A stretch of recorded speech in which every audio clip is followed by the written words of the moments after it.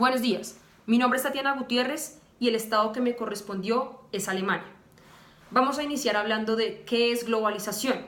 La globalización es un complejo proceso donde intervienen diferentes tipos de relaciones internacionales, de carácter social, político, cultural, económico, financiero, industrial, entre otras categorías que se nos puedan venir a la mente.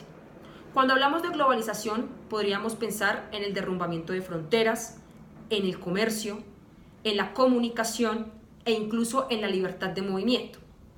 Pero no para todos los habitantes del planeta Tierra funciona de la misma manera. Y podríamos hablar de Cuba o Corea del Norte como uno de los mayores ejemplos. Corea del Norte y Cuba no tienen acceso a Internet libre como países como Estados Unidos o incluso Colombia. Y eso hace que las circunstancias sociales y económicas y tecnológicas de cada país varíen para la aplicación de la globalización en esos estados, teniendo en cuenta que el desarrollo no es el mismo en cada territorio. Varían y fluctúan dependiendo de su posición, tanto a nivel geográfico como a nivel económico y mundial. La internacionalización y la globalización dependen entonces de cada país y se mueven cada uno en sus tiempos. ¿Cuál es la relación de la globalización con Alemania? Bueno, la globalización ha beneficiado especialmente a Alemania. La locomotora de Europa es el país industrializado con más proyección internacional. La mitad de su Producto Interno Bruto lo debe a las exportaciones. Pero para entender qué es la globalización, deberíamos preguntarnos qué piensa la población alemana respecto a este término. Bueno, según la Fundación Bertelsmann, quien hizo un censo en el 2012 sobre cuál es el impacto de la globalización en el territorio alemán, pudo determinar que algunos la asociaban con que la globalización era el futuro. Otros hablaban de que era la amenaza a la economía alemana y otros por el contrario dijeron que sin la globalización no existiría un territorio alemán como existe ahora, tan organizado y también estructurado. Esto nos dejó que el 64% de la población decía que era un término positivo y 31% decía que era un término negativo. Seguidamente se preguntó cuál era la influencia.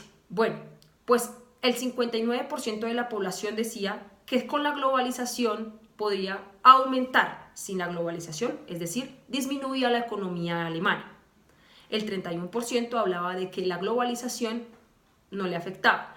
Y el 15% final hablaba de que sin la globalización habría un mejoramiento económico. Como sea, Alemania sin la globalización podría estar en un peor lugar teniendo en cuenta sus antecedentes históricos y que solamente hasta la década de los 90 del siglo pasado pudo constituirse o reunificarse como la encontramos ahora. Sin embargo, también debemos afirmar que el aporte de Alemania dentro de la globalización ha sido importante teniendo en cuenta las estructuras que ha podido lograr y ha podido fundar, por decirlo de alguna manera. Hablaríamos entonces de la Unión Europea como uno de los principales fundamentos de la internacionalización de Alemania y de la apertura del comercio de este país a todo el continente europeo e incluso pasando las fronteras de Europa. Asimismo, podríamos decir que Alemania pertenece al G4, al G8, al Tratado de Kioto y actualmente está pensando en tratados de libre comercio con países de Asia, como China y Japón, para dinamizar su economía y para lograr poder llegar mucho más lejos en las organizaciones internacionales.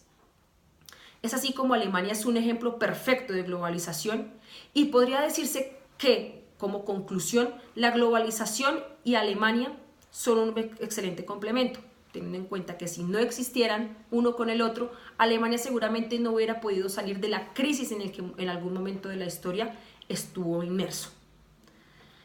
Finalmente, quiero dar gracias a la profesora por su atención y quedo atenta a sus comentarios.